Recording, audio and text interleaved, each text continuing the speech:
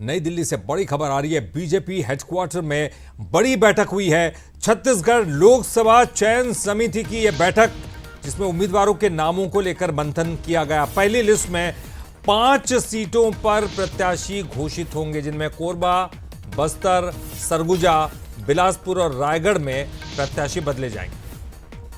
बिल्कुल, तो देखिए ये बड़ी बैठक बीजेपी की हुई है दिल्ली में। छत्तीसगढ़ लोकसभा चयन समिति की ये बैठक हुई है। उम्मीदवारों के नामों को लेकर मंथन जारी है। तो माना ये जा रहा है कि पहली लिस्ट में 5 सीटों पर प्रत्याशी घोषित हो सकते हैं। कोरबा, बस्तर, सरगुजा, बिलासपुर, रायगढ़ में प्रत्याशी बदले जाएंगे। ये भी बड़ी जानकारी आपको दे दें। सीएम विष्णुदेव साय बैठक में शामिल है। इसके साथ ही प्रदेश संगठन के कई नेता मौजूद हैं बैठक में।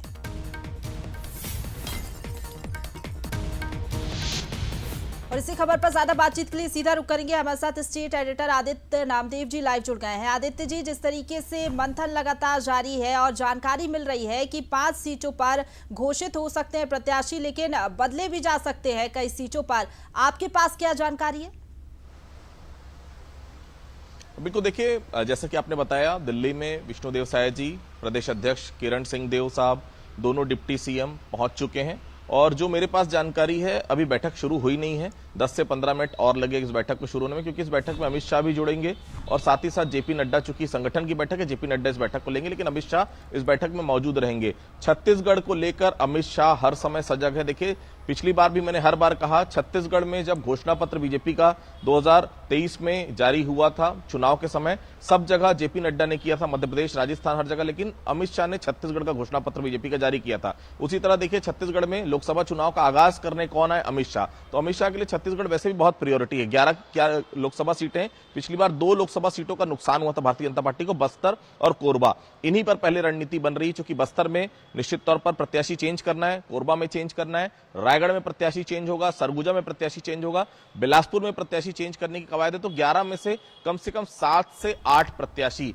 बदले जा सकते हैं। दुर्ग में विजय बघेल को रखा जा सकता है, क्योंकि विजय बघेल ने तत्कालीन मुख्यमंत्री भूपेश बघेल के खिलाफ चुनाव लड़ा था। घोषणा पत्र समिति के वो इंचार्ज थे, उन्होंने घोषणा पत्र बनाया था और काफी अच्छी इमेज है, ओबीसी नेता है। तो विजय बघेल की कम से कम उम्मीदवारी अभी भी तय मानी जा रही है, लेकिन बाकी अहम सीटों पर बदलाव निश्चित है। ये बैठक लगभग 11 साढ़े 11 बजे तक चलेगी, जो जानकारी यहां पर सामने आ रही है। और पहले फेज में 5 सीटें डिक्लेयर भारतीय जनता पार्टी के लिए, लेकिन मैं फिर बताना चाहूंगा, अभी डिक्लेरेशन नहीं होगा। डिक्लेरेशन फरवरी के एकदम लास्ट में 29 के आसपास होगा, या तो मार्च के फर्स्ट वीक में। अभी पार्टी किसी भी हालत में बहुत जल्दबाजी नहीं कर रही है। अभी केवल जो पर्यवेक्षक गए थे अलग अलग जगहों पर, अलग अलग लोकसभा, उन्होंने अपनी रिपोर्ट सबमिट की है।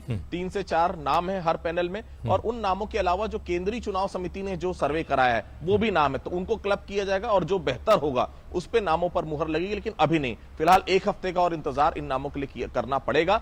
5 नाम पहली लिस्ट में और दूसरी लिस्ट में लगभग 6 नाम, तो दो अलग अलग भागों में 11 प्रत्याशियों के नाम सामने आ सकते हैं। बिल्कुल। और आदित्य जी, अक्सर बीजेपी चौंकाती रहती है, जो पैनल के नाम होते हैं उनमें से कोई नाम न होते हुए कोई अचानक से कोई नया नाम भी जो है वहां पर डिक्लेयर कर दिया जाता है। ऐसी स्थितियां भी हो सकती हैं क्या?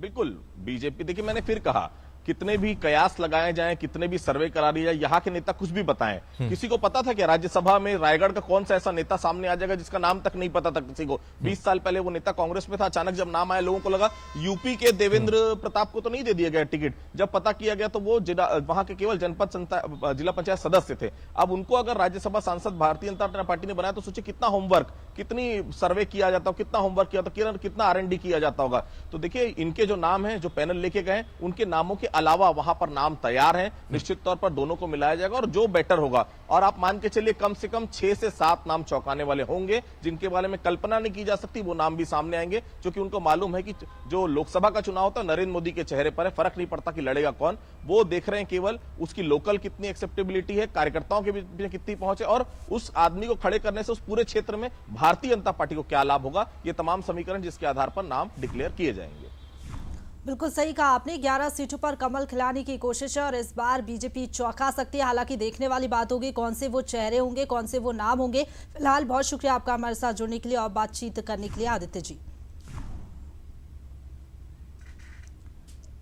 तो उम्मीदवारों के नामों को लेकर मंथन लगातार जारी है। आपको बताते चले कि जानकारी ये मिल रही है कि 5 सीटों पर प्रत्याशी पहले घोषित कर सकती है पार्टी। इसके साथ ही ये भी जानकारी है कि कई सीटों पर प्रत्याशी बदले जा सकते हैं, यानी कि जिताऊ उम्मीदवार को ही मैदान में पार्टी उतारेगी। और ये कहा जा रहा है कि नामों को लेकर चिंतन मंथन लगातार जारी और जल्द ही बीजेपी की पहली सूची सभी के सामने होगी।